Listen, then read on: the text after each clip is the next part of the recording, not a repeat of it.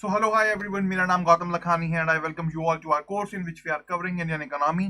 So आज के session की guys अगर हम बात करें, आज हम डिस्कस करने जा रहे हैं मल्टीलैटरल फाइनेंशियल इंस्टीट्यूशंस के बारे में। तो आज के सेशन में हम लोग यहाँ पर कवर करेंगे वर्ल्ड बैंक को, IMF को, साथ में एशियन डेवलपमेंट बैंक को और इसके अलावा AIIB के बारे में हम यहाँ पर बात करेंगे। तो इन सब चीजों के बारे में, इन सब फाइनेंशियल इंस्टीट्यूशंस को हम देखेंगे, समझेंगे इनके रोल के बारे में और कैसे इंडिया को इन लोगों ने कहीं ना कहीं फाइनेंशियली सपोर्ट करा।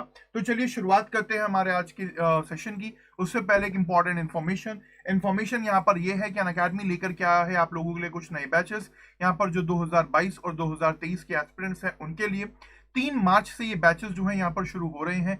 इन बैचेस के बारे में अगर यहाँ पर मैं आपको बताऊं तो देखिए, सबसे पहला जो बैच है वो है मिशन यूपीएससी सीएससी 2022, जो कि एक बाइलैंग्वेल 1 ईयर का जीएस बैच कोर्स रहेगा, जिसके अंदर आपको कंप्लीट जीएस का सिलेबस कवरेज कराया जाएगा प्री और मेंस के पॉइंट ऑफ व्यू से। इसके अलावा लाइव क्लासेस यहाँ पर होंगी टॉप एजुकेटर्स के द्वारा। एनसीईआरटी और प्रीलिम्स की टेस्ट सीरीज भी यहाँ पर आपको मिलेंगी। इसके अलावा यहाँ पर इंग्लिश मीडियम में भी जो है, इंग्लिश लैंग्वेज के अंदर भी एक बैच है जो कि यहाँ पर जिसका नाम है एक्सपेडिशन यूपीएससी सीएससी 2022। इसमें भी आपकी कंप्लीट सिलेबस कवरेज कराया जाएगा with in 1 year. Live classes होंगी, एनसीईआरटी और प्रीलिम्स की टेस्ट सीरीज आपको देखने को मिलेंगी। एंड 2022 के जो हिंदी मीडियम के स्टूडेंट्स हैं उन लोगों के लिए भी अनअकैडमी एक बैच लेकर के आया है जिसका नाम है लक्ष्य यूपीएससी सीएससी 2022। ये भी जो है 3 मार्च से शुरू होने जा रहा है। इसमें भी 1 साल के अंदर आपकी पूर्ण तैयारी जो है यूपीएससी के लिए कराई जाएगी। कंप्लीट सिलेबस कवरेज कराया जाएगा आपका प्री और मेंस का। लाइव क्लासेस होंगी, एनसीईआरटी और प्रीलिम्स की टेस्ट सीरीज आपको देखने को मिलेंगी।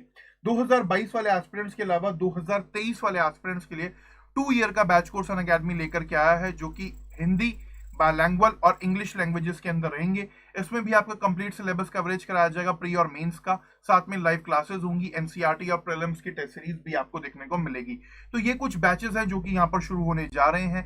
इसके अलावा एनसीईआरटी के भी स्पेशल बैचेस अनअकैडमी लेकर के आया है, जिसमें आपका कंप्लीट जो एक फाउंडेशन होता है एनसीईआरटी का वो कंप्लीट यहाँ पर बनवाया जाएगा और लाइव क्लासेस आपको देखने को मिलेंगी। तो प्लीज जाइए इन बैचेस के अंदर अपने आप को एनरोल करिए। इसके अलावा आप यहाँ पर कॉम्बो प्लान भी चूज कर सकते हैं जीएस और ऑप्शनल के। अगर हम यहाँ पर बात करें प्लस सब्सक्रिप्शन की, तो अगर आप जीएस प्लस और ऑप्शनल प्लस का कॉम्बो प्लान यहाँ पर लेते हैं तो आपको लाइव क्लासेस मिलेंगी, टेस्ट सीरीज मिलेंगी, स्टक पर आपको मिलेगी ऑप्शनल में भी और जीएस में भी।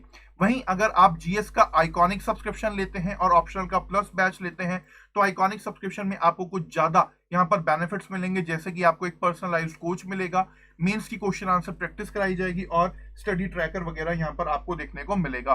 तो कहीं ना कहीं आइकॉनिक सब्सक्रिप्शन के अंदर आपको कुछ एडिशनल बेनिफिट्स यहाँ पर मिल सकते हैं। इसके अलावा यहाँ पर अगर हम बात करें तो देखिए, जो इनके यहाँ पर सब्सक्रिप्शन प्लान हैं, अलग अलग मंथली ड्यूरेशन के सब्सक्रिप्शन प्लान है। बात करें अगर हम 24 मंथ के सब्सक्रिप्शन प्लान की, तो उसके लिए आपको पे करने पड़ेंगे 1,31,510 रुपीज, जिसकी आपकी पर मंथ अगर आप एक एस्टिमेट लगा करके चलें तो तकरीबन आपके वो बैठेंगे 5,480 रुपीज।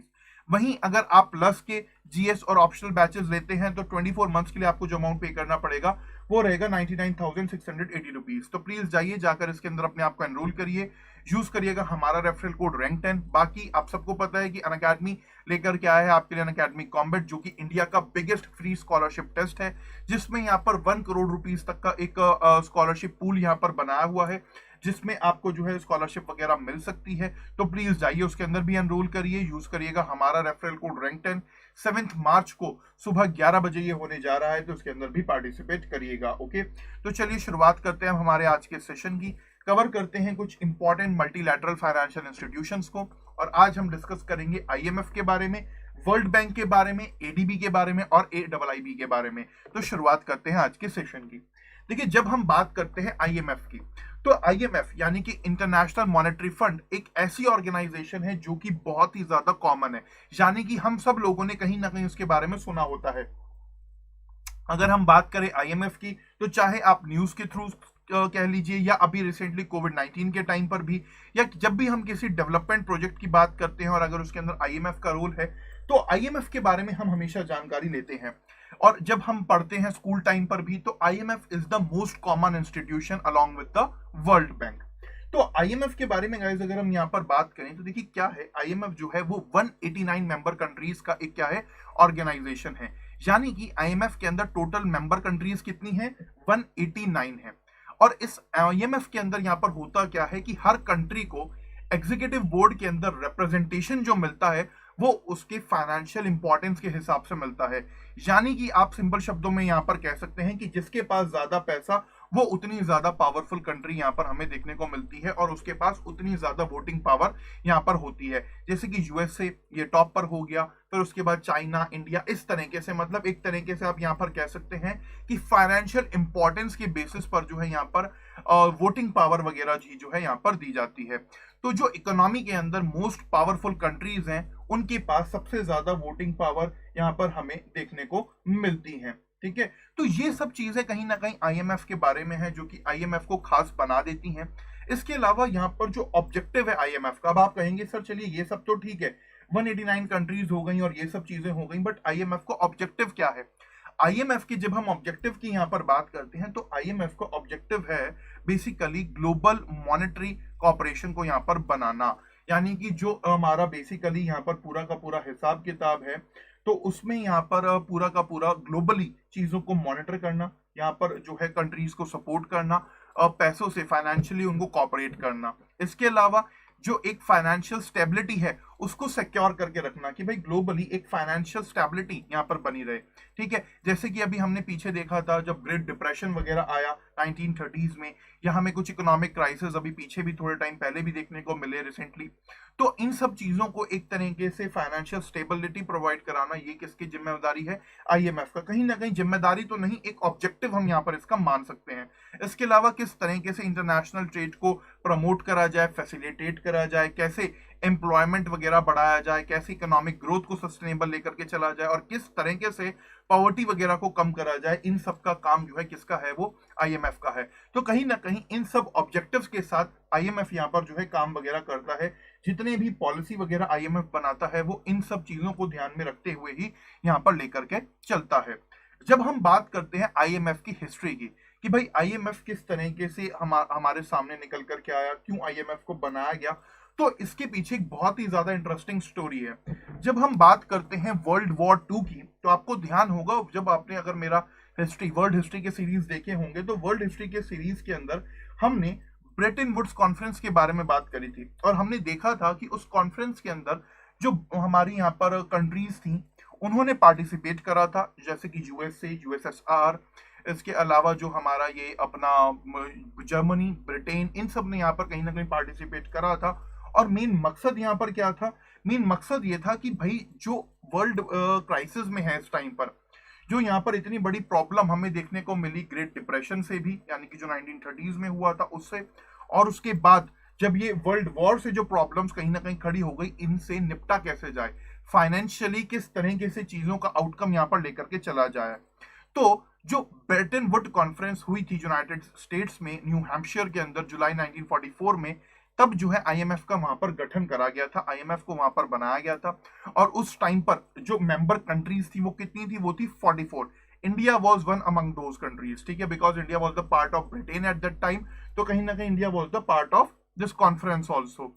तो ये मकसद यहाँ पर आईएमएफ को बनाने का ये था कि भाई आने वाले समय में ग्रेट डिप्रेशन जैसी चीजें हमें कहीं ना कहीं देखने को ना मिले, या इन चीजों को हम किस तरीके से अवॉइड कर सके फ्यूचर में होने से, इसके लिए जो है आईएमएफ का यहाँ पर गठन करा गया था। और देखिए उन्हीं कंट्रीज को यहाँ पर एलिजिबल रखा गया मेंबरशिप के लिए जो कि international bank for reconstruction and development, यानी कि जो भी यहाँ पर वर्ल्ड बैंक के मेंबर्स थे उनको यहाँ पर जो है क्या रखा गया? आईएमएफ का मेंबर भी यहाँ पर बना करके रखा गया। या आप कह सकते हैं जो आईएमएफ के मेंबर्स थे उनको भी यहाँ पर वर्ल्ड बैंक का जो है मेंबर यहाँ पर बनाया गया। तो ये सब चीजें कहीं ना कहीं हमें देखने को मिली उस टाइम पर। अगर हम यहाँ पर बात करें तो देखिए आईएमएफ से ही, यानी कि जो ब्रेटन वुड्स एग्रीमेंट हुआ, इसी से ही यहाँ पर क्या हुआ कि जो यूएस डॉलर है उसको एक ताकत मिली, उसको यहाँ पर वर्ल्ड की करेंसी के तौर पर यहाँ पर देखा जाने लगा। क्यों?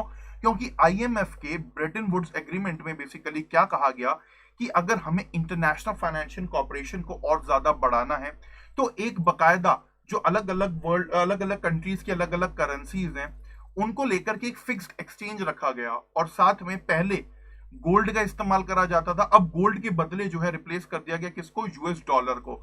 तो यहां पर कहीं ना कहीं अगर हम बात करें तो यूएस डॉलर को एक ऑफिशियल रिजर्व के तौर पर आईएमएफ में यूज करे जाने लगा। इसी वजह से यहीं पे हम आगे चल करके देखते हैं कि आज के डेट में जो हमें वर्ल्ड में डॉलर की इतनी ज्यादा इंपॉर्टेंस देखने को मिलती है, उसके पीछे का एक मेन कारण यही है कि भाई एक्सचेंज रेट के तौर पर, ऑफिशियल रिजर्व के तौर पर जो है यहाँ पर यूएस डॉलर को इस्तेमाल करे जाने लगा।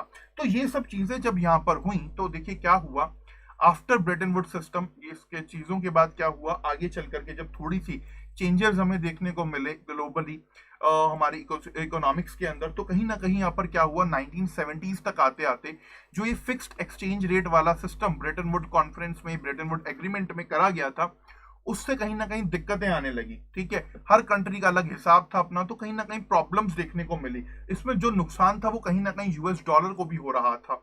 तो ब्रेटन वुड सिस्टम के अंदर एक चेंज करा गया, और क्या करा गया, आईएमएफ ने जो ये एक्सचेंज रेट का सिस्टम था इसके अंदर फ्लोटिंग एक्सचेंज रेट कर दिया, जो कि हम आज की डेट में देखने को मिलता है। फ्लोटिंग एक्सचेंज रेट में क्या होता है, मार्केट के बेसिस पर काम होता है कि भाई मार्केट फोर्सेस जो डिमांड एंड सप्लाई है किसी भी करेंसी का, वो उसको उतना ज्यादा इंपॉर्टेंट यहाँ पर बना देती है। तो कहीं ना कहीं अगर हम बात करें जो यूएस डॉलर है, यूएस डॉलर इतना ज्यादा इंपॉर्टेंट क्यों है, यूएस डॉलर इंपॉर्टेंट इसलिए है क्योंकि उसकी मार्केट में डिमांड बहुत ज्यादा है। तो इन्हीं सब चीजों से यहाँ पर कुछ चेंजेस भी हमें देखने को मिले। फिर जब 1973 के अंदर ऑयल क्राइसिस आए तो उस टाइम पर भी यहाँ पर ऑयल इंपोर्टिंग डेवलपिंग कंट्रीज की बहुत ज्यादा मदद करी, आईएमएफ ने काफी ज्यादा हेल्प आउट करा उनको। इसके अलावा एक नया प्रोग्राम ऑयल फैसिलिटी को मैंडेट करने के लिए यहाँ पर लाया गया आईएमएफ में। तो बहुत सारी चीजें यहाँ पर आईएमएफ ने करी। तो कहीं ना कहीं आप यहाँ पर ये कह सकते हैं कि हमारा जो इंटरनेशनल इकोसिस्टम है उसके अंदर इकोनॉमिक्स के अंदर बेसिकली आईएमएफ एक की ऑर्गेनाइजेशन है, और कहीं ना कहीं आईएमएफ एक बैलेंस का काम करता है इंटरनेशनल कैपिटल मार्केट के अंदर, कहीं ना कहीं चीजों को प्रॉपर तरीके से लेकर के चलने में, यानी कि हर एक कंट्री की इकोनॉमिक सोवरेनिटी को भी ध्यान में रखता है और साथ में ह्यूमन वेलफेयर को भी ध्यान में रखते हुए यहाँ पर जो है आईएमएफ काम करता है। तो इसी वजह से जो हमारे इंटरनेशनल इकोनॉमिक सिस्टम है या कहें इंटरनेशनल मार्केट जो है हमारी, उसके अंदर आईएमएफ एक बहुत इंपॉर्टेंट ऑर्गेनाइजेशन यहाँ पर हो जाता है। इसके अलावा जब भी हम यहाँ पर बात करते हैं सोवियत यूनियन की, तो देखिए क्या हुआ, जब सोवियत यूनियन का हमें डिसइंटीग्रेशन होता हुआ देखने को मिला तो उस टाइम पर भी आईएमएफ ने एक बहुत इंपॉर्टेंट रोल यहाँ पर प्ले करा।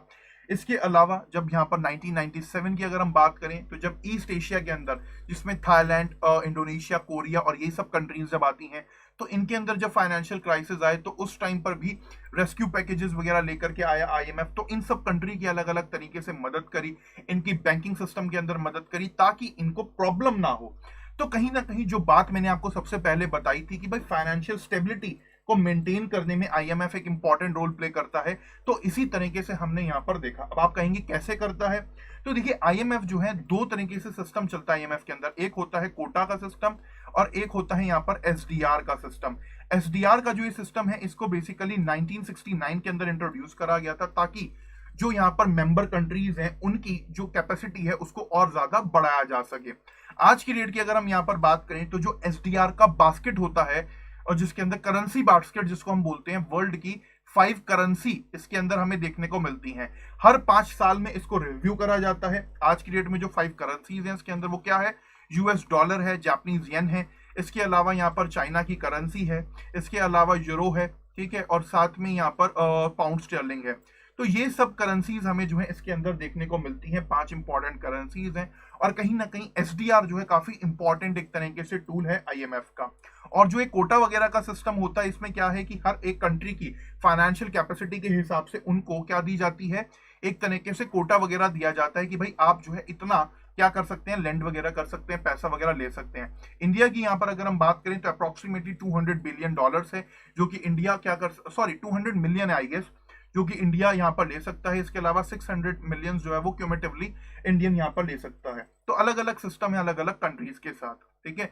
तो इस तरीके से आईएमएफ यहाँ पर एक इंपॉर्टेंट रोल प्ले करता है। वहीं दूसरी तरफ जब हम बात करें आईएमएफ की, तो देखिए जब ग्लोबल इकोनॉमिक क्राइसिस आए 2008 में, जब हमें काफी ज्यादा जो है रिसेशन का माहौल देखने को मिला, तो उस टाइम पर भी आईएमएफ ने एक इंपॉर्टेंट रोल प्ले करा। आईएमएफ ने तब भी जो है इस वर्ल्ड के अंदर जो कि बहुत ज्यादा इंटरकनेक्टेड हो गया था, कहीं ना कहीं इंडिया को और बाकी सब कंट्रीज को बहुत ज्यादा हेल्प करी पैसों के थ्रू, बाकी सब चीजों के थ्रू, कि कहीं ना कहीं यहाँ पर जो है एक स्टेबिलिटी इकोनॉमिक सिस्टम के अंदर बने रहे, और जो डिप्रेशन के हालात पहले हुए थे 1930s में हुए थे, वो सब चीजें यहाँ पर रिपीट ना हो।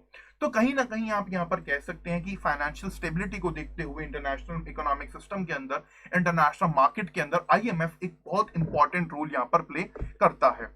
अब बात अगर हम करें आईएमएफ के फंक्शंस की, उससे पहले यहां तक आपको किसी का कोई भी डाउट है तो आप कमेंट सेक्शन में अपना डाउट मेरे से पूछ सकते हैं। मीनवाइल आप वीडियो को लाइक कर दीजिए। कुछ कमेंट्स हैं, उन कमेंट्स को भी देख लेते हैं। हरीश जी का यहाँ पर कमेंट है। Okay, thank you Harish, thank you. Hoping you आप बहुत जल्दी से यूपीएससी क्लियर करें, उसके बाद we will meet, surely we will meet. Thank you for your appreciation, thank you for your comments. और गुड इवनिंग, गुड इवनिंग। जो क्वेश्चन था एग्जाम से रिलेटेड, हाँ जी पूछ सकते हैं आप। जो भी आपका क्वेश्चन है एग्जाम से रिलेटेड, आप प्लीज कमेंट सेक्शन में पूछ सकते हैं। बाकी एग्जाम से रिलेटेड, पढ़ाई से रिलेटेड आप कुछ भी पूछिए, बाकी फालतू की चीजें ना पूछ करके जो भी इंपॉर्टेंट है आप प्लीज कमेंट सेक्शन में मेरे से पूछ सकते हैं विदाउट एनी हेजिटेशन। तो प्लीज आस्क, कमेंट सेक्शन में आप पूछ सकते हैं। अब बात करें आईएमएफ के फंक्शंस की। सबसे इंपॉर्टेंट फंक्शन जो है आईएमएफ का, जितना अब तक हमने डिस्कस करा, आपको क्या समझ आया कि आईएमएफ का सबसे इंपॉर्टेंट फंक्शन है फाइनेंशियल असिस्टेंस यहाँ पर प्रोवाइड करना। किसी भी कंट्री को कोई भी दिक्कत हो रही है तो उसको कहीं ना कहीं फाइनेंशियल असिस्टेंस यहाँ पर प्रोवाइड करना, चाहे उसके रिजर्व्स को लेकर के, उसकी करेंसी को स्टेबलाइज करने को लेकर के, या इकोनॉमिक ग्रोथ को लेकर के। तो कहीं ना कहीं आईएमएफ हर एक चीज के लिए पैसा, हर एक चीज के लिए फाइनेंशियल असिस्टेंस यहाँ पर प्रोवाइड करता है। इंडिया की अगर हम बात करें, इंडिया को भी कई बार जो है रिजर्व्स को अगर मेंटेन करना है, या हमारी करेंसी को स्टेबलाइज करना है, या अपनी इकोनॉमिक ग्रो करनी है, तो कहीं ना कहीं इंडिया भी क्या करता रहता है, पैसा उधार लेता रहता है आईएमएफ से, जो कि कहीं ना कहीं एक बहुत इंपॉर्टेंट रोल यहाँ पर आईएमएफ का हो जाता है हमारी इकोनॉमिक्स के अंदर। वहीं दूसरी तरफ आईएमएफ का जो इंपॉर्टेंट काम है वो क्या है, एक तरीके से सर्वेलेंस का काम करना। आईएमएफ क्या करता है, जो इंटरनेशनल मॉनेटरी सिस्टम है और जो इसकी 199 मेंबरिंग कंट्रीज हैं, उनके अंदर हर एक चीज के बारे में ध्यान रखता है, चेक करता है कि भाई कैसे जो है स्टेबिलिटी बनाई जा सके, या किस तरीके से जो पॉलिसी एडजस्टमेंट वगैरह करा जा सके, ताकि उन कंट्रीज के अंदर इकोनॉमिक डेवलपमेंट लाई जा सके, इकोनॉमिक ग्रोथ लाई जा सके।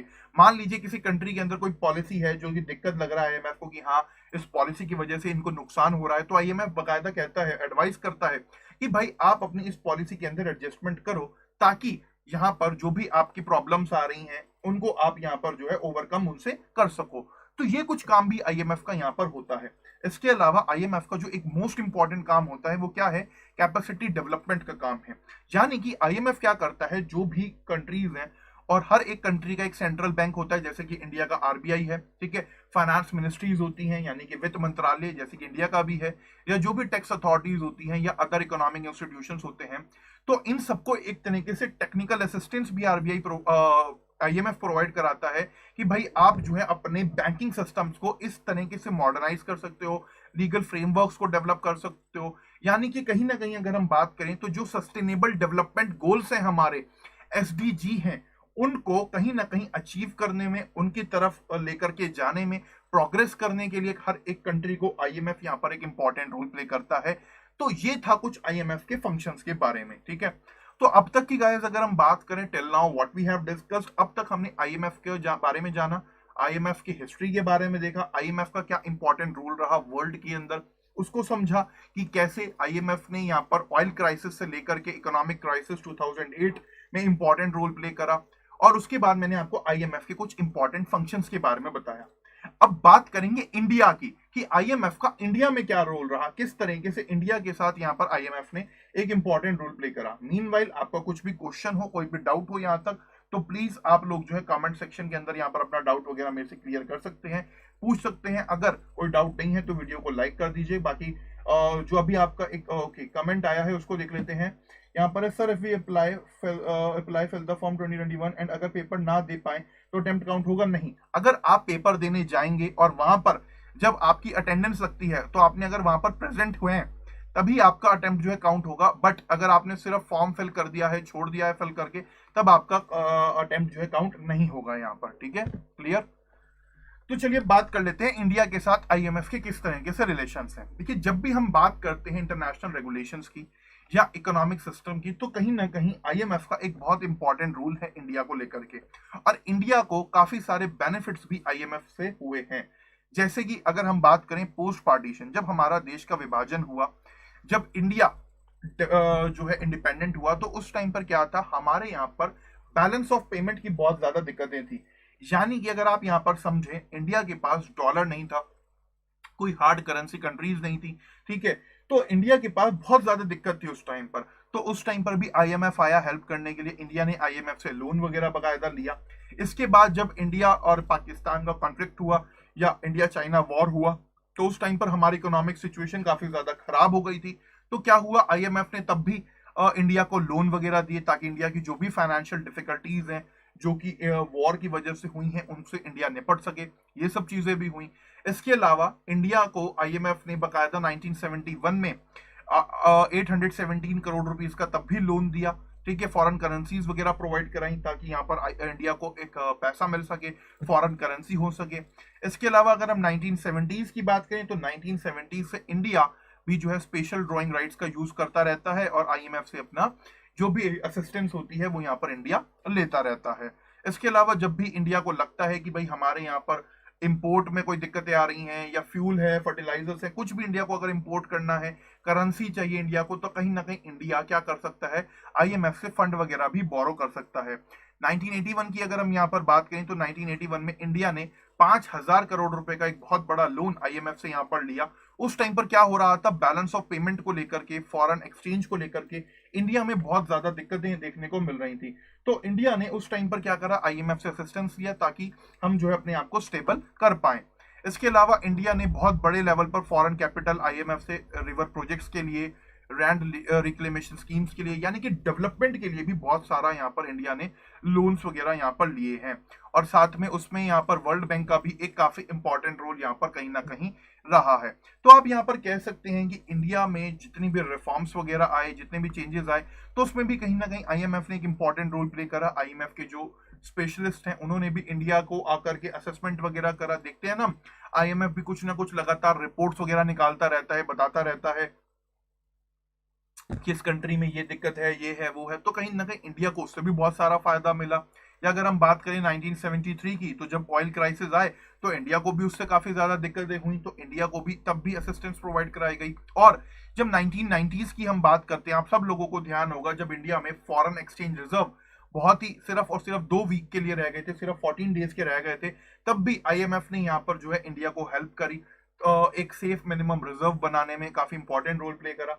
तो बहुत सारी चीजें यहाँ पर आईएमएफ ने यहाँ पर करी। इंडिया को काफी सारा जो है आईएमएफ ने बताया कि भाई आप क्या कर सकते हैं, चेंजेस वगैरह कैसे कर सकते हैं। इमरजेंसी लोन भी दिया गया आईएमएफ को $2 बिलियन का, ताकि इंडिया जो है यहाँ पर अपना एक इंपॉर्टेंट डेवलप कर सके अपने आप को। उसके लिए आईएमएफ ने करा क्या, अब देखिए, आप सोचते होंगे कि क्या ये बिना बात नहीं ऐसे ही पैसा बांटते जा रहा है सबको, नहीं। आईएमएफ ने इंडिया से बकायदा 67 टन का क्या रखवाया, गोल्ड रखवाया एज अ कोलेट्रल सिक्योरिटी, कि भाई आप जो है 67 टन का गोल्ड हमारे यहाँ पर दे दो कोलेट्रल सिक्योरिटी के तौर पर, और हम आपको जो उसके बदले में क्या दे देंगे, लोन दे देंगे। तो इंडिया में भी कहीं ना कहीं बहुत इंपॉर्टेंट रोल आईएमएफ ने यहाँ पर प्ले करा। काफी सारे स्ट्रक्चरल रिफॉर्म्स भी आईएमएफ ने करवाए, जैसे कि इंडिया को बताया कि भाई आप जो है क्या करो, फ्लोटिंग एक्सचेंज रेजीम को लेकर के आओ अपने यहाँ पर, बजट के अंदर फिस्कल डेफिसिट को कम करो, ठीक है, और कैसे प्राइवेटाइजेशन करो, फाइनेंशियल सेक्टर के अंदर क्या कुछ रिफॉर्म करो, हर एक चीज के बारे में इंडिया को यहाँ पर हेल्प करी आईएमएफ ने। लिबरलाइजेशन पॉलिसीज के बाद क्या हुआ, हमारी कंट्री डेवलप करने लगी, फॉरेन रिजर्व्स हमारे बढ़ने लगे, क्योंकि बाहर विदेशों से पैसा आने लगा। तो आज की डेट की अगर हम बात करें, इंडिया वाज द कंट्री जो कि आईएमएफ से एक तरीके से उधार मांग करके, जिसने काफी टाइम तक अपना काम चलाया शुरुआत में। बट आज की डेट की अगर हम बात करें, तो हमारे देश ने, हमारे देश के लोगों ने इतना ज्यादा हमारे देश को आगे बढ़ाया, हमारी गवर्नमेंट की पॉलिसीज ने, कि आज की डेट में इंडिया जो है एक बहुत ही ज्यादा प्रेस्टिजियस सिचुएशन पोजीशन होल्ड करता है आईएमएफ के अंदर भी और इंटरनेशनल मार्केट के अंदर भी। और जो आईएमएफ के बोर्ड ऑफ डायरेक्टर्स हैं उसके अंदर इंडिया की भी एक स्पेशल प्लेस है। तो कहीं ना कहीं इंडिया ने, आप कह सकते हैं, आईएमएफ के अंदर अर्श से फर्श तक का सफर यहाँ पर तय करा है। और आने वाले समय में भी जिस तरीके से हमारी इकोनॉमी ग्रो करेगी, हम आईएमएफ के अंदर एक इंपॉर्टेंट रोल प्ले करने वाले हैं। तो ये था कुछ यहाँ पर आईएमएफ के बारे में गाइस। आज के सेशन में यहाँ पर अभी तक हमने आईएमएफ को डिस्कस करा है कि कैसे आईएमएफ बना, क्या हिस्ट्री रही है आईएमएफ की, कैसे आईएमएफ ने वर्ल्ड क्राइसिस के अंदर, जब इकोनॉमिक क्राइसिस आए तो उसके अंदर यहाँ पर एक इंपॉर्टेंट रोल प्ले करा। उसके अलावा हमने यहाँ पर एक चीज और भी देखी कि भाई किस तरीके से IMF फंक्शनिंग करता है, और साथ में हमने यहाँ पर ये भी समझा कि कैसे जो है यहाँ पर IMF का एक इंपॉर्टेंट रोल यहाँ पर रहता है इंडिया के साथ, किस तरीके से इंडिया को हेल्प करा। यस, जो वर्ल्ड इकोनॉमिक आउटलुक होता है वो बेसिकली IMF ही यहाँ पर निकालता है, ठीक है। अभी हमने देखा था, पीछे भी बताया था IMF ने कि भाई इंडिया का किस तरीके से यहाँ पर रहेगा, बताया था कि जो ग्लोबल कॉन्ट्रैक्शन है वो 3.5% का रहेगा, ठीक है। यस, बिल्कुल सही बात है सतपाल आपकी, जो IMF है वो वर्ल्ड इकोनॉमिक आउटलुक को पब्लिश करता है, ठीक है। तो ये था गाइस कुछ IMF के बारे में। तो यहां तक आपको किसी का कोई भी डाउट हो तो प्लीज कमेंट सेक्शन में अपना डाउट पूछ सकते हैं। अब बात करेंगे थोड़ी सी वर्ल्ड बैंक के बारे में कि कैसे world banking important role play करता है, क्या कुछ वर्ल्ड बैंक का रहा। जब हम वर्ल्ड बैंक की बात करते हैं तो देखिए वर्ल्ड बैंक और IMF दोनों को साथ साथ ही बनाया गया था उस टाइम पर। तो 189 कंट्रीज हमें आज की डेट में वर्ल्ड बैंक में भी देखने को मिलती हैं। अब आप कहेंगे क्यों? देखिए मैंने आपको पहले ही बोला था कि जो यहाँ पर IMF का पार्टिसिपेट करता है वही वर्ल्ड बैंक का भी मेंबर बनता है, ठीक है। तो इसी वजह से 189 कंट्रीज हमें IMF में भी देखने को मिलती हैं और सिमिलर 189 कंट्रीज ही हमें वर्ल्ड बैंक के अंदर भी देखने को मिलती हैं। वर्ल्ड बैंक जो है एक तरीके से इसको वर्ल्ड बैंक ग्रुप इसलिए बोला जाता है क्योंकि इसके अंदर 5 अलग अलग तरीके के इंस्टीट्यूशन है जो कि इकट्ठे काम करते हैं, और इनका मकसद क्या होता है कि पॉवर्टी को रिड्यूस करा जाए और डेवलपिंग कंट्रीज के अंदर प्रॉस्पेरिटी लाई जाए। इसके लिए यहाँ पर अगर हम बात करें वर्ल्ड बैंक की, तो देखिए जो वर्ल्ड बैंक है वो किन के साथ काम करता है। वर्ल्ड बैंक कंट्री की गवर्नमेंट्स के साथ काम करता है, प्राइवेट सेक्टर के साथ काम करता है, सिविल सोसाइटी के साथ काम करता है, रीजनल डेवलपमेंट बैंक्स जो होते हैं उनके साथ काम करता है। यानी कि जो भी यहाँ पर चीजें हैं जो भी कहीं ना कहीं इकोनॉमी को, कहीं ना कहीं डेवलपमेंट को इम्पैक्ट करती हैं, अफेक्ट करती हैं किसी कंट्री के, उसके साथ मिलकर के वर्ल्ड बैंक जो है यहाँ पर काम अपना करता है। अगर हम बात करें वर्ल्ड बैंक की, तो देखिए वर्ल्ड बैंक के अंदर हमें 5 तरह के इंस्टीट्यूशंस देखने को मिलते हैं।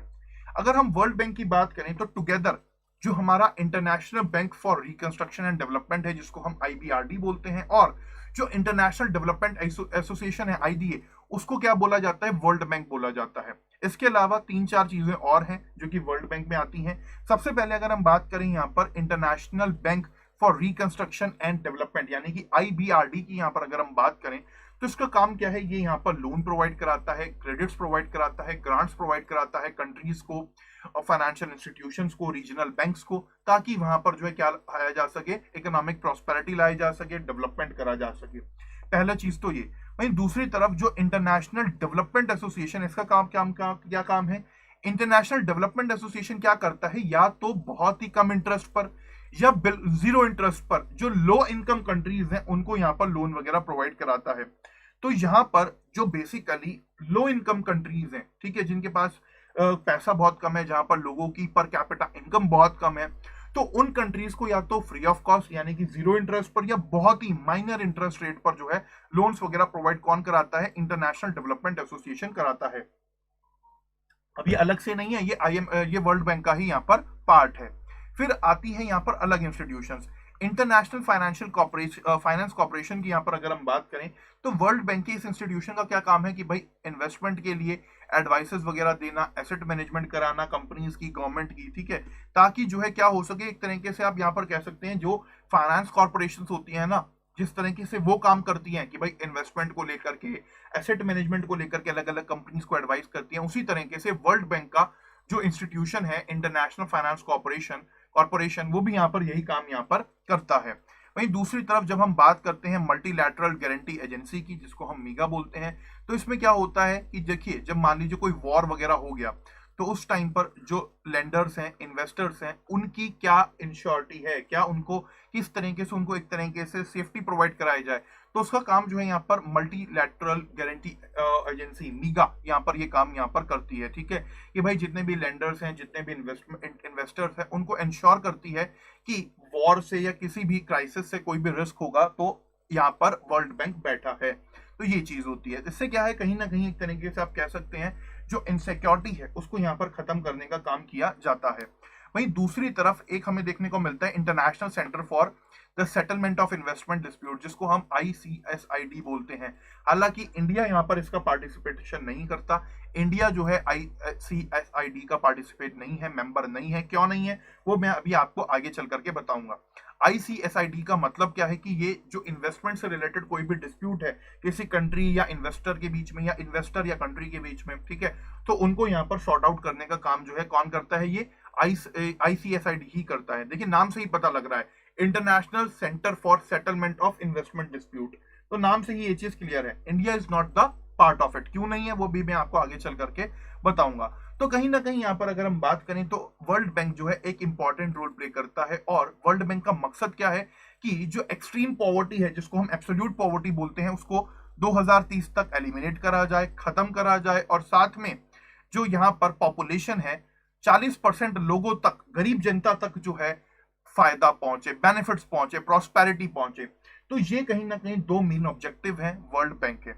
वर्ल्ड बैंक की हिस्ट्री की यहाँ पर हम बात करें तो देखिए, जैसे कि मैंने आपको IMF की हिस्ट्री के टाइम पर बताया कि जब ब्रेटन वुड्स कॉन्फ्रेंस यहाँ पर हुई तो उसी टाइम पर during the second world war ये सब चीजें तय करी गई कि भाई कैसे जो वर्ल्ड वॉर सेकेंड रहेगा, जब ये खत्म होगा तो इसके बाद जो एक इंटरनेशनल मॉनेटरी ऑर्डर रहेगा उसको कैसे लेकर के जाया जाएगा, किस तरीके से वो चलेगा, क्या नए रूल्स रहेंगे। तो उसी टाइम पर ब्रेटन वुड्स कॉन्फ्रेंस में ही वर्ल्ड बैंक को बनाया गया, गठन इसका करा गया। तो 1944 को इसको फाउंड करा गया, और आज की डेट की अगर हम बात करें तो 5 डेवलपमेंट इंस्टीट्यूशंस हैं इसके जो कि मिलकर के यहाँ पर काम करते हैं। ठीक है, अब जैसे कि यहाँ पर अगर हम बात करें IMF की तो सॉरी वर्ल्ड बैंक की, तो शुरुआत के टाइम पर वर्ल्ड बैंक ने क्या करा, जब वर्ल्ड वॉर सेकेंड यहाँ पर खत्म हुआ तो वर्ल्ड बैंक ने क्या करना शुरू करा, वर्ल्ड बैंक ने लोन वगैरह प्रोवाइड कराने शुरू करे कंट्रीज को। जिन भी कंट्रीज को वर्ल्ड वॉर सेकेंड से नुकसान हुआ था, डिवास्टेटेड जो नुकसान पहुंचा था, चाहे जापान हो, चाहे उस टाइम पर ब्रिटेन हो, फ्रांस हो, जर्मनी हो, जो भी इनको नुकसान वगैरह सेकेंड वर्ल्ड वॉर से पहुंचे थे, उन नुकसानों से ये कंट्रीज अपने आप को रिबिल्ड कर सके, उभार सके अपने आप को, उसके लिए बकायदा लोन वगैरह प्रोवाइड कराए गए। फिर धीरे धीरे जो है यहाँ पर वर्ल्ड बैंक ने ध्यान दिया डेवलपमेंट की तरफ कि भाई अब कंट्रीज के अंदर क्या होना चाहिए, इंफ्रास्ट्रक्चर डेवलपमेंट होना चाहिए। तो फिर जो है वर्ल्ड बैंक क्या करने लगा, डैम बनाने के लिए, इलेक्ट्रिकल ग्रिड्स बनाने के लिए, इरिगेशन सिस्टम बनाने के लिए, रोड बनाने के लिए लोन्स वगैरह देने लगा। फिर आगे चल करके 1956 में IMF ने क्या करा, इंटरनेशनल फाइनेंस कॉर्पोरेशन को यहाँ पर स्टैब्लिश करा, ताकि यहाँ पर क्या करा जा सके, जो प्राइवेट कंपनीज हैं उनको भी लेंड करा जा सके, उनको भी पैसा दिया जा सके, ताकि वो क्या कर सके, डेवलप कर सके। ये चीज हुई। फिर आगे चल करके 1960 में इंटरनेशनल डेवलपमेंट एसोसिएशन बनाई गई, ताकि जो पुअरेस्ट कंट्रीज हैं, जो कि बहुत गरीब देश हैं, उनको जीरो इंटरेस्ट पर या लो इंटरेस्ट पर उनको भी लोन वगैरह दिया जा सके, ये हुआ। फिर international centre for settlement of investment dispute बनाया गया। जैसे जैसे अलग अलग कंट्रीज के अंदर अलग अलग इन्वेस्टर्स जाकर के जो है क्या करने लगे, इन्वेस्टमेंट वगैरह करने लगे, ग्लोबल ट्रेड बढ़ने लगा, तो उस टाइम पर कोई भी डिस्प्यूट हुई तो उसको ये सॉल्व करने का काम यहाँ पर करा गया। फिर 1988 में मीगा को फाउंड करा गया, ताकि जो भी लेंडर हैं, जो भी इन्वेस्टर हैं, अगर उनको कोई रिस्क वगैरह लगता है कि भाई वॉर से या कुछ भी क्राइसिस से, इंटरनेशनल क्राइसिस से कोई भी दिक्कत होगी, तो इंश्योर कराया गया उनको कि भाई आपके पीछे वर्ल्ड बैंक यहाँ पर बैठा है। तो ये सब काम कहीं ना कहीं वर्ल्ड बैंक ने करे। अगर बात करें इंडिया की कि इंडिया का किस तरीके से क्या रोल रहा वर्ल्ड बैंक के अंदर, तो देखिए इंडिया जो है वो 44 कंट्रीज का ही मेंबर था जो इन्होंने ब्रेटन वुड्स कॉन्फ्रेंस में पार्ट लिया। क्यों? क्योंकि at that time India was the part of great Britain, तो ग्रेट ब्रिटेन ने कॉन्फ्रेंस के अंदर पार्टिसिपेट करा था। तो आप यहाँ पर कह सकते हैं कि that India is the original signatory of that agreement. फिर उसके बाद जब IFC बना, IDA बना और मीगा बना, इन सब का भी इंडिया फाउंडिंग मेंबर रहा। बट सॉरी IFC और ईडा का रहा, बट जो यहाँ पर मीगा था, मीगा को इंडिया ने 1994 में ज्वाइन करा। और आज तक इंडिया ने जो ये ICSD है या जो डिस्प्यूट वाला है, इसको कभी भी ज्वाइन नहीं करा। क्यों? क्योंकि इंडिया का कहना है, देखिए जो ये डिस्प्यूट वाला है ये कैसे काम करता है, ये क्या करता है कि जो वर्ल्ड बैंक का चेयरमैन होगा वही जो है क्या होगा, कोई भी डिस्प्यूट है, मान लीजिए A और B में, A B कंपनी के अंदर और इंडिया के बीच में कोई डिस्प्यूट है, ठीक है, इन दोनों के बीच में कोई क्लैश है, तो जो चेयरमैन है वर्ल्ड बैंक का वही जो है इस डिस्प्यूट को सुनने के लिए चेयरमैन रहेगा। मान लीजिए इस कमेटी ने कोई रिपोर्ट दे दी, इंडिया के खिलाफ जाकर के डिसीजन दे दिया। अब इंडिया को अगर अपील करना है तो यही चेयरमैन दोबारा से एक पैनल बनाएगा, फिर सुनवाई होगी।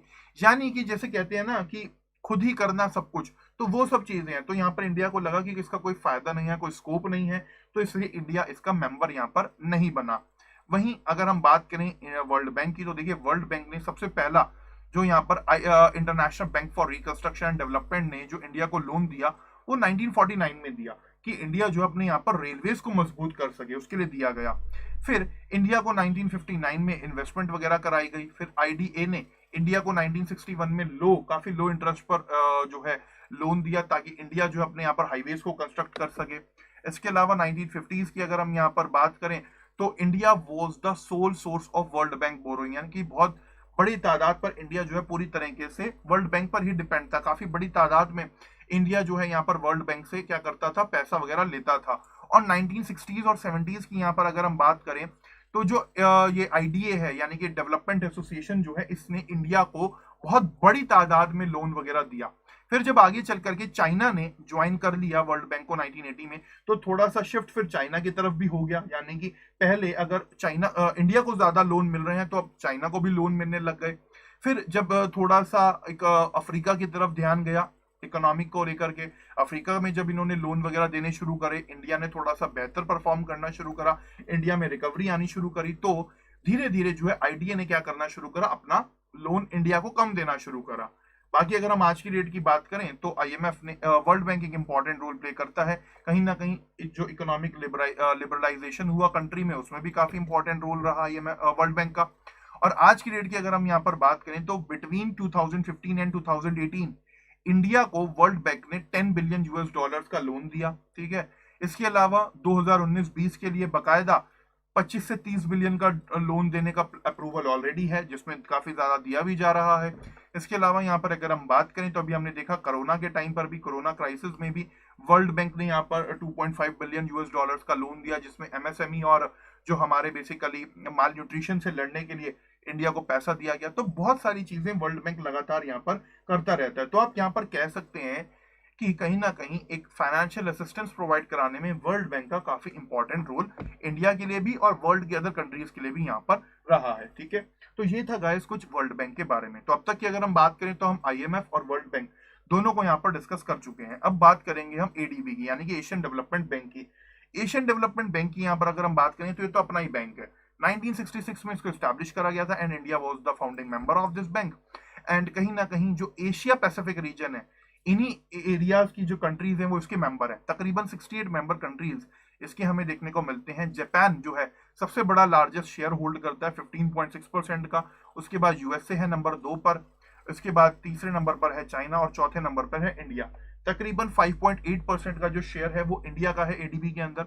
इसके अलावा जो एडीबी का एम है, एशियन डेवलपमेंट बैंक का जो एम है, देखिए नाम से ही पता लग रहा है एशियन डेवलपमेंट बैंक, यानी कि इसका काम क्या है कि जो एशिया पैसिफिक वाला रीजन है इसके अंदर पॉवर्टी को रिड्यूस करा जाए, इंक्लूसिव ग्रोथ लाई जाए, सस्टेनेबल ग्रोथ लाई जाए, ठीक है, और रीजनल इंटीग्रेशन की यहाँ पर बात करता है। तो कहीं ना कहीं इसका फोकस जो है किस पे है, ज्यादा एशिया पैसिफिक रीजन के अंदर है।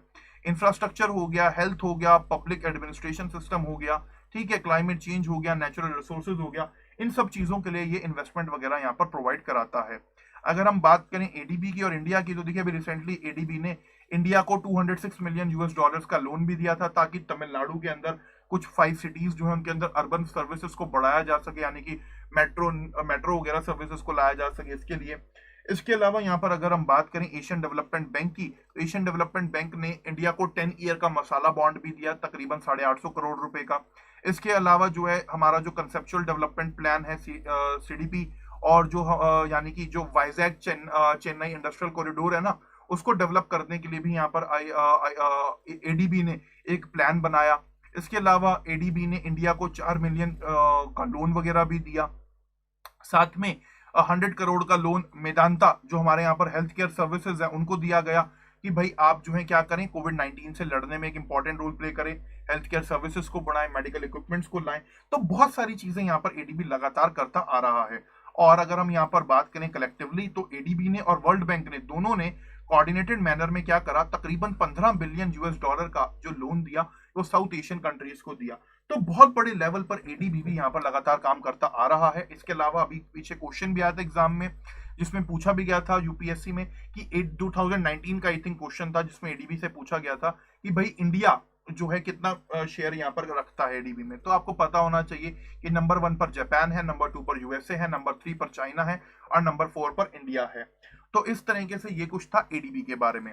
अब हम बात कर लेते हैं AIIB के बारे में, यानी कि एशियन इंफ्रास्ट्रक्चर इन्वेस्टमेंट बैंक के बारे में और इंडिया के बारे में। कुछ कमेंट है यहाँ पर, उसको देख लेते हैं। वर्ल्ड बैंक की इनकम क्या है? वर्ल्ड बैंक की इनकम ये है कि देखिए, जो यहाँ पर कंट्रीज को वो लोन वगैरह देता है तो बदले में वो इंटरेस्ट भी लेता है उनसे, ठीक है। इसके अलावा जो वर्ल्ड बैंक के पास सोर्स है वो क्या है कि इन अलग अलग कंट्रीज ने अपने बाकायदा रिजर्व्स वगैरह रखे हुए हैं वर्ल्ड बैंक के पास।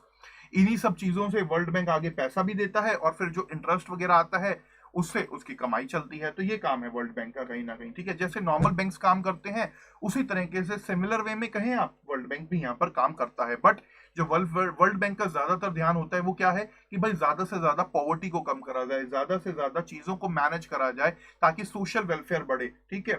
और जो हमारे सस्टेनेबल डेवलपमेंट गोल्स हैं उनको हम अचीव करें, ओके।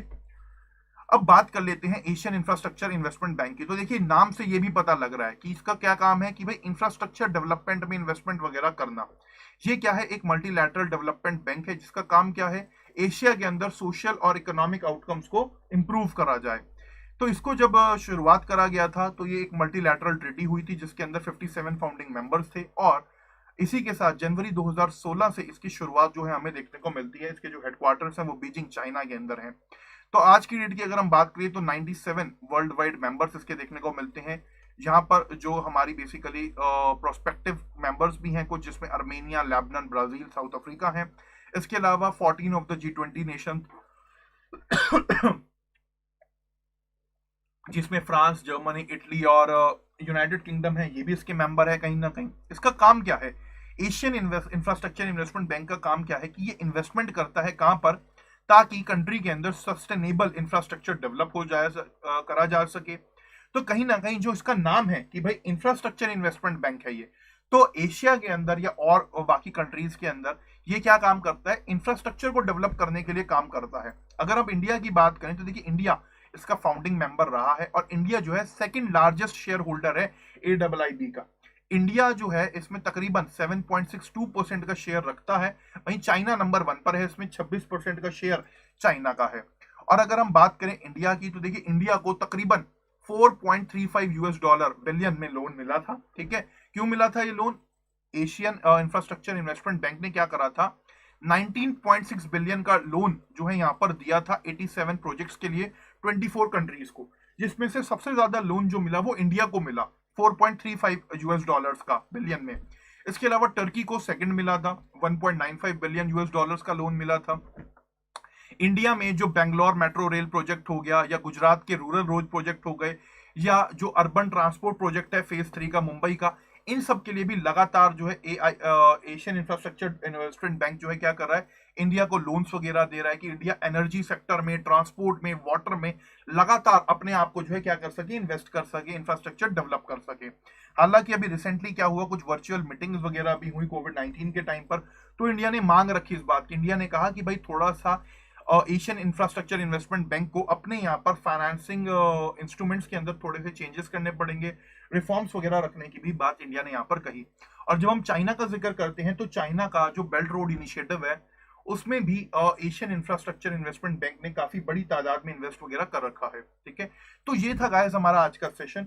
आज के सेशन की यहाँ पर अगर हम बात करें तो हमने IMF के बारे में जाना, कैसे IMF बना, इसकी हिस्ट्री क्या रही उसको देखा, उसके ऑब्जेक्टिव्स क्या हैं वो देखा, इंडिया का क्या रोल रहा IMF के साथ वो देखा, उन सब चीजों को देखा। फिर हमने वर्ल्ड बैंक के बारे में बात करी सिमिलर मैनर में, एशियन डेवलपमेंट बैंक के बारे में डिस्कस करा, और लास्ट में हमने एशियन इंफ्रास्ट्रक्चर इन्वेस्टमेंट बैंक को डिस्कस करा। तो इन सब इंस्टीट्यूशंस को हमने आज के सेशन में डिस्कस करा है। जितने भी मल्टीलैटरल फाइनेंशियल इंस्टीट्यूशंस थे उनको हमने यहाँ पर कवर करा। आई होप आपको आज का सेशन समझ आया होगा, चीजें क्लियर हुई होंगी कि कैसे कौन कंट्री को ये सब इंस्टीट्यूशंस हेल्प करते हैं, क्या इंडिया का इसमें रोल रहा, कैसे इनका एक ऑब्जेक्टिव से के साथ ये काम करते हैं। अगर आपको आज का सेशन पसंद आया है तो वीडियो को लाइक कर दीजिएगा, चैनल को सब्सक्राइब कर दीजिएगा। बाकी आज के सेशन में इतना ही। तो thank you everyone for watching this session.